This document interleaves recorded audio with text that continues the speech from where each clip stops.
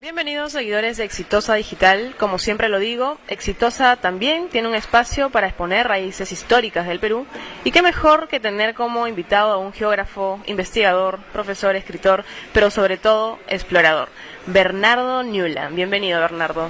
Buenas tardes, Maricielo, muchas gracias por la invitación, muchas gracias por la oportunidad de poder difundir el camino Inca de Lima, por el cual acabo de escribir este libro.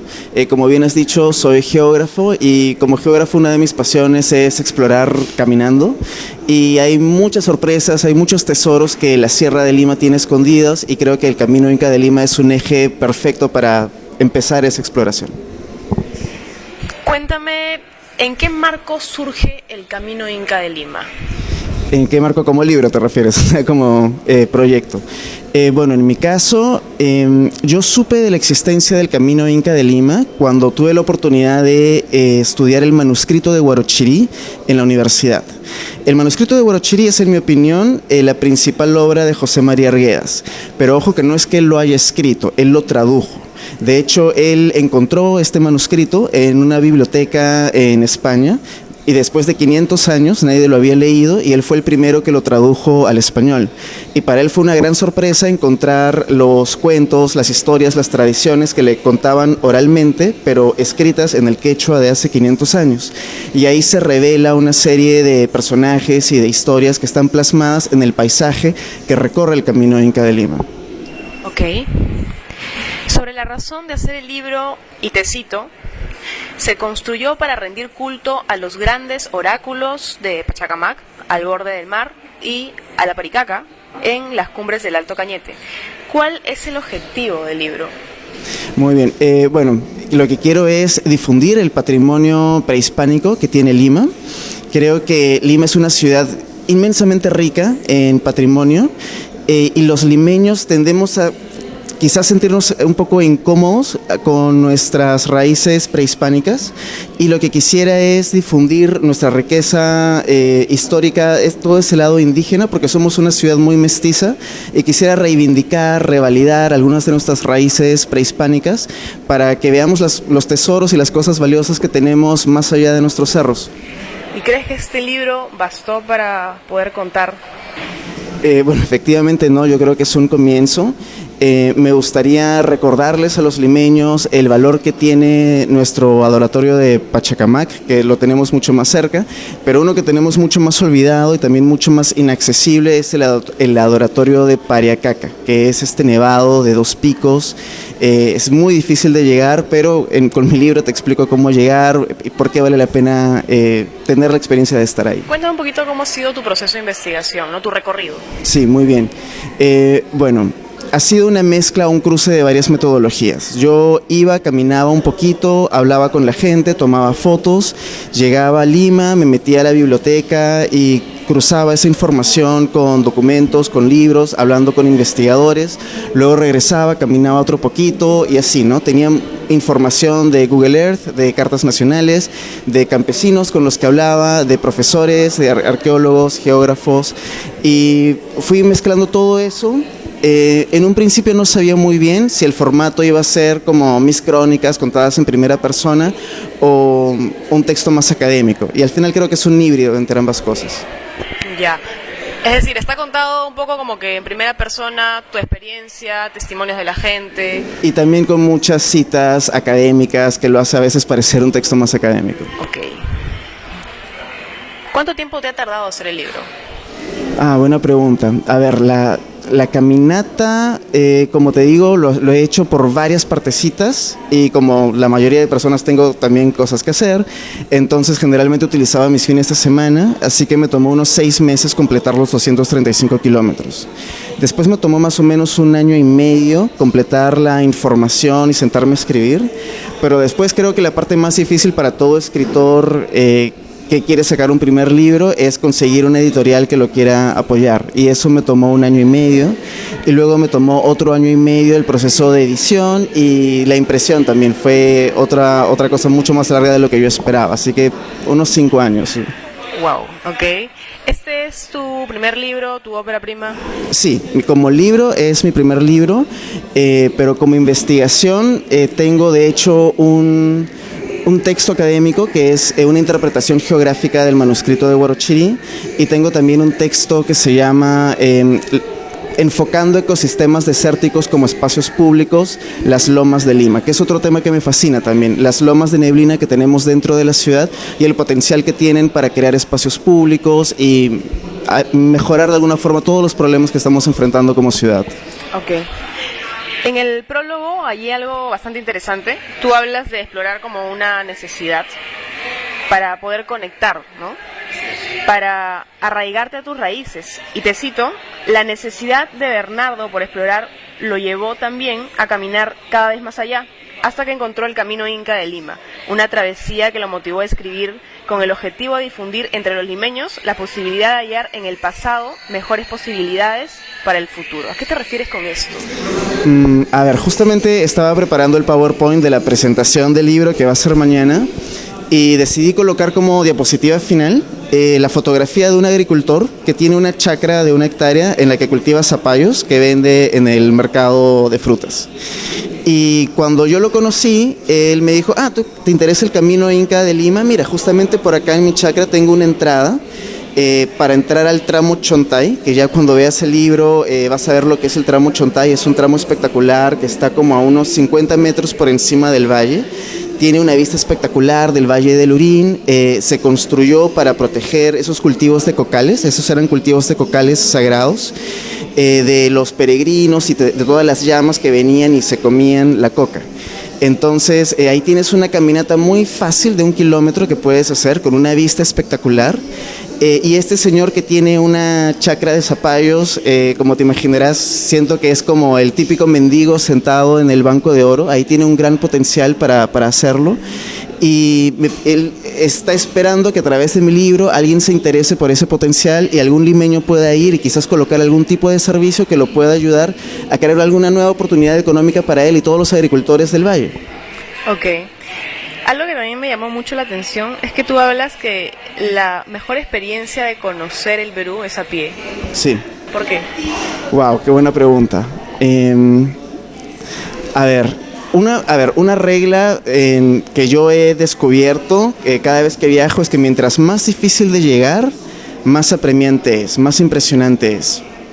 Entonces, claro, mientras mejor se construye la carretera, mientras más fácil es llegar, llega la modernidad y se reemplazan los techos de tejas por calaminas. No, se reemplazan los techos de pasto, que son bien bonitos, por calaminas que se oxidan. Se pierde el quechua, se pierde una serie de tradiciones. Entonces, a los lugares a los que puedes llegar a pie es donde te dejas descubrir más, donde descubres más cosas impresionantes, más cercanas a nuestras propias raíces. En este recorrido, ¿qué es lo más bonito que has descubierto? El Pariacaca en sí mismo. Una cosa que se debate mucho entre...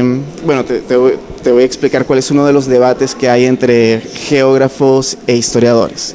Para los historiadores, lo que más vale es el documento. Yo tengo amigos historiadores que quiero muchísimo, pero generalmente es muy difícil sacarlos a caminar.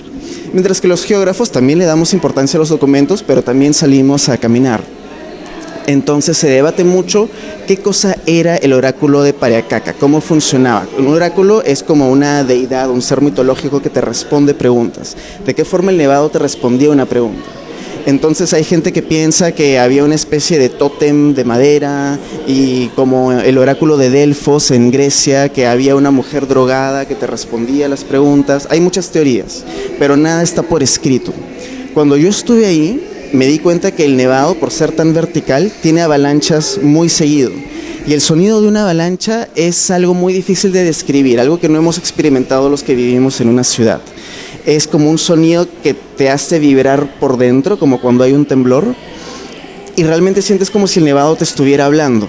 Es una experiencia muy difícil de transmitir, pero que tienes que estar ahí.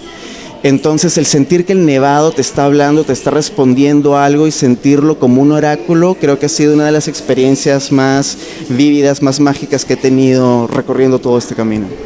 Bien, entonces me hablabas también de que el recorrido, la cantidad de días, ¿no?, que vienen a ser 13, ¿no? Están reflejadas también en la cantidad de capítulos del libro. Así es, el libro está estructurado en 13 capítulos, que son las 13 jornadas en las que yo he dividido el libro, teniendo en cuenta que quien lo va a hacer es una persona que vive en Lima, que se va a tomar primero su micro para llegar a Cieneguilla, luego su micro para llegar a Antioquía, luego llegas a San Juan de Tantaranche, que es el último lugar al que puedes llegar en bus, y luego de eso tienes que hacer desvíos para irte a otros pueblitos para conseguir comida, para descansar.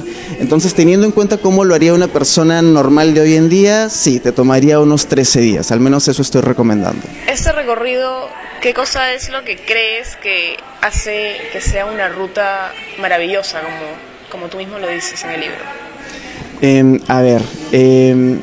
Creo que todos los caminos incas que tenemos en el Perú, que tenemos varios, son maravillosos. Todos se hicieron por algún tipo de razón muy especial. En el caso del camino Inca de Lima, creo que las dos razones más importantes eran el oráculo de abajo, que era Pachacamac, que está al borde del mar, y el oráculo de arriba, que era el Pariacaca. Una cosa tan impresionante para mí es, si tú lo ves en un mapa normal, desde arriba, el Pariacaca pareciera que estuvieran bastante cerca de Lima, está como a unos 100 kilómetros. Sin embargo, la cultura, la música, la forma de entender el mundo cambia tantísimo. O sea, caminando nada más es como un viaje en el tiempo.